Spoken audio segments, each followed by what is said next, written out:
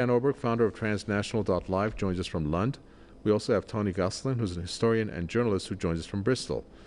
Welcome to you both. Jan Oberg, when we take a look at the situation in Ukraine, it is hard to decipher the strategy that Russia has in terms of what it is saying that it's doing versus what the West is saying that it's doing. Because we're having Russia say it's denazifying and demilitarizing Ukraine. It sees that as a threat, obviously. Where is the disconnect here? Or is there one that the West does not want the world to know? It's very, very difficult. And I think the disconnect has been going on to a certain extent psychologically the last 30 years. This is not something that comes out of the blue. Of course, Putin's choice of reaction was a surprise to most of us. I myself had not thought he would do such a counterproductive, if not stupid thing. I don't know what motivated it. But that there would come a reaction to 30 years of NATO expansion against all promises given to Gorbachev in 89, 90 by all important Western leaders, which also made Gorbachev accept the unification of Germany, is not a surprise. The Western world is very good to talk about how it has a right to security and how it has red lines that should not be transgressed. Now, Putin has been trying for years, I think the first time really in 2007 at the speech in Munich, to say, you have to stop this expansion because I consider it, we in Russia consider it a potential threat to us. No matter what your intentions are, your capabilities are increasing to destroy Russia. I don't think that anybody took him serious. I don't think anybody listened. I don't think anybody since the end of the Cold War thought of what the Palmer Commission, for instance, talked about, common security, security zones, etc. And we have no statesmen in the Western world anymore. We have people who are running on one-dimensional thought, hubris, and we don't have to listen because we won the Cold War. Mm-hmm. But at the time, and I'm old enough to remember that, we had people like Willy Brandt and Bruno Kreisky and Urho Kekkonen and others, and Olof Palme, as I mentioned, who understood that you cannot have security against each other, but only with each other. Okay, let's go along those lines and ask you, Tony Gosselin. The Russian Foreign Intelligence Chief has come out and said this is no longer a Cold War, but it's a hot war for us. How do you see it, Tony Gosselin? Well, I noticed one of my old colleagues on RT, Mark Sloboda, he is a US analyst based in Moscow, at Moscow, one of the big Moscow universities, and he's calling it the great decoupling. I would totally agree. What's happened here is, and your initial question is about, the difference between the Russian version of events and the Western version of events. Well, what we've seen really is two completely different narratives coming out through the media, the mass media, depending on which side of the divide you are. And the most significant fact for me as a journalist watching this is to see the lights going out around the West of the RT channel. So basically, when people switch it on, there's just a blank screen. This has already begun to happen on most of our major television platforms. And this is extremely dangerous. And if you look at what happened back in the Second World War in the 1930s and the 40s, the British were confident enough in the righteousness of their cause against Nazi Germany. Obviously, there were many other countries in the United States and other European countries involved in that, not least of which is the Poles.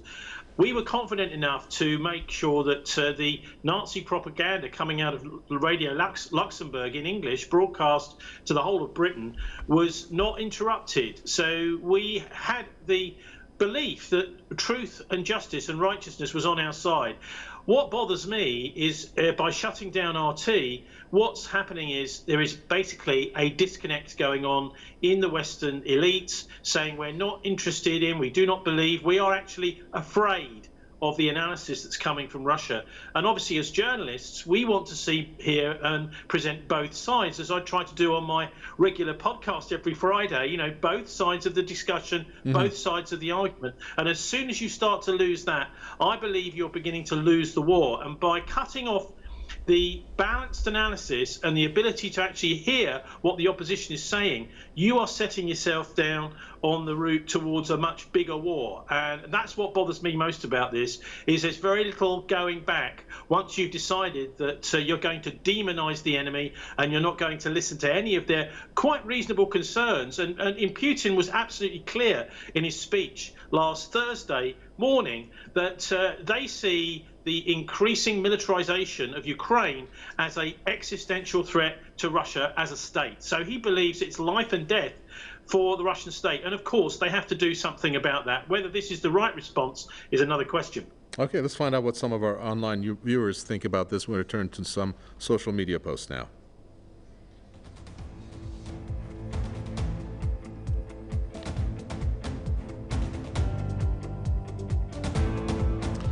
Our first post, amid NATO and EU expansion, Putin reaction was expected.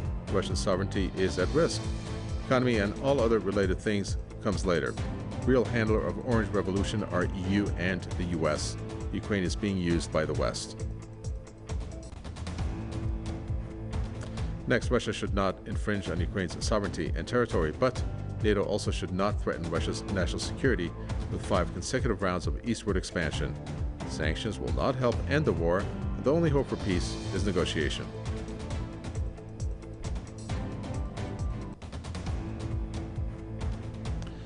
Britain and the collective West must stay out of Ukraine. Russia insisted on no eastward expansion of NATO and EU, and when Zelensky shouted that he wanted nuclear and the West applauded, the Russian bear was poked. We do not want World War III.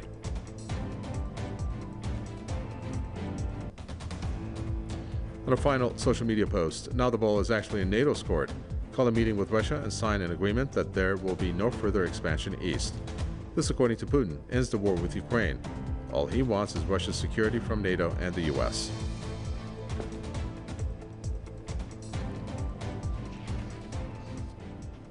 Okay, some of the social media posts there. Jan Oberg, Russia has said that they're not interested in having a government there that they are going to control. The West doesn't seem to think so. They have said that time and again. When you take a look at the way that Russia wants to proceed from the time that they, if they take control of their military objectives or obtain their military objectives, do you think that then the government there is going to be a government that is going to be independent? Because we know back in 2014, that was a democratically elected government until you had, obviously, foreign interference there, in which the U.S. was part of. You might formulate it this way.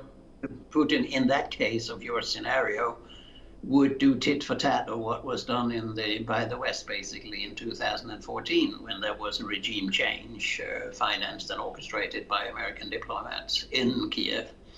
I think there's something else that should be said here, and that goes along with what Tony Gosling said. I feel increasingly, I have felt the last 20 years, this is nothing new, that the West is so weak morally and intellectually, not militarily, that it cannot accept diversity in our media, that it cannot accept more narratives coexisting and talking with each other. This began to a certain extent during the Yugoslav wars 25 years ago. I experienced it very strongly myself when I had been to Syria. It was not possible to publish one article or one of my photos in the Western mainstream press. So there's nothing new in that. And it has also to do with the fact of what I call security intellectual disarmament, the only disarmament we have had. And that is people don't read books anymore. Ministers do not know the basics of deterrence theory. People do not know anything about security, common security. It's not an intellectual process before decisions are made in ministries of foreign affairs. They spend the money not on expertise but on marketing and selling arguments. And most politicians know, and I say this with 45 years of experience in this field, know too little at the same time as they are handling questions about the humanity's survival. That makes me very frightened, way above or beyond what Putin is doing or the West is doing. And I think that is something that has paved the way for the one-dimensional thinking. We are at the level intellectually now where this, what we're talking about here, Ukraine, is no longer considered a conflict with two parties. It's considered one party who is innocent and who is harassed by Russia as the evil party that must now be punished. And my final word on that is the reaction to the invasion. The uniformity of the reaction in the West is, to me, more worrying than the invasion in its long-term consequences. I think what the West is now will do the next few years, is to suffocate economically, politically, and otherwise Russia, and get a regime change like in Kiev in 2014 in Russia. All right, I got less than a minute that I can give to you, Tony Gosling. You used the word decoupling. We were looking at a multipolar world. This is surely going to test the definition of a multipolar world, because I'm guessing for sure Russia is going to turn more eastward. Are we looking at a economic stranglehold that the West is imposing on Russia, that Russia can therefore think it's going to withstand, and therefore ultimately China is looking at all of this, taking some lessons to then withstand what may be coming its way? Well, look, the real economic victims are not Russia. They are the Western populations. It's us that's going to have to see our energy prices virtually doubling. And as we watch the big oil companies, you know, the multinationals, the transnationals, profits also doubling. So there are a lot of people in the West, the sort of transnational corporations are extremely happy. But look, I did a poll on my Twitter feed about Ukraine and whether it is really a sovereign country.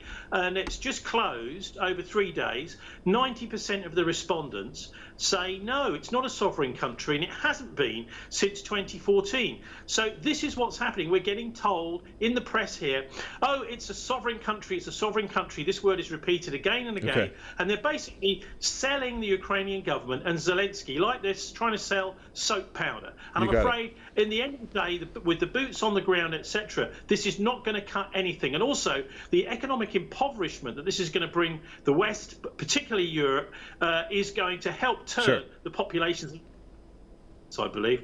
Thank you very much. Unfortunately, we just fresh out of time, but thank you for that. Tony Gosling, historian and journalist. Jan Oberg, a pleasure, founder of transnational.live from Lund. With that, we come to an end for this news review.